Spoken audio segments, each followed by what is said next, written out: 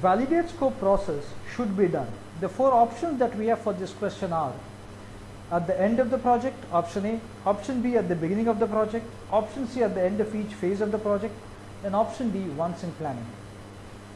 Now, whenever we see any question specific to any situation, the first thing that we need to do is that we need to identify the process that the question is talking about. Now, here they have already identified the process. They are talking about validate scope process. Now, let's try to figure out where validate scope process fits in the entire framework of project management. Now, we have seen the process groups. What are the process groups? Initiating, planning, executing, monitoring and controlling, and closing.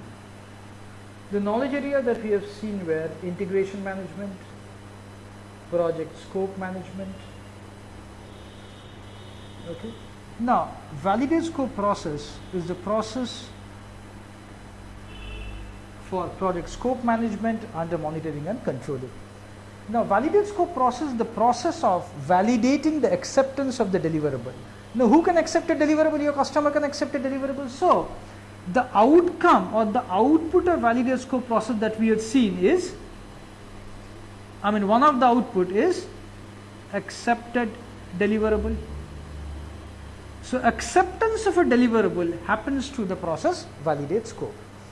Okay, now the question tells you that validate scope process should be done. Now, what are the options? At the end of the project.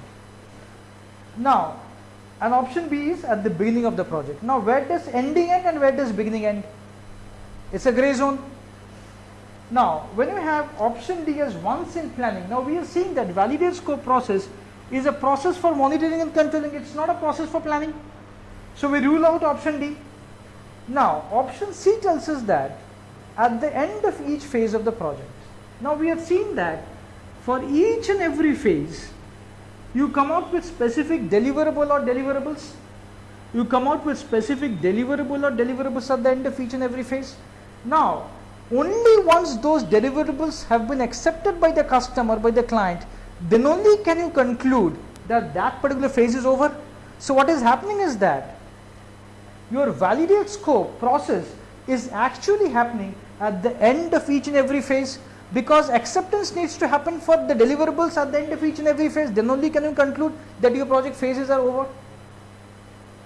So, the right answer is option C, at the end of each phase of the project.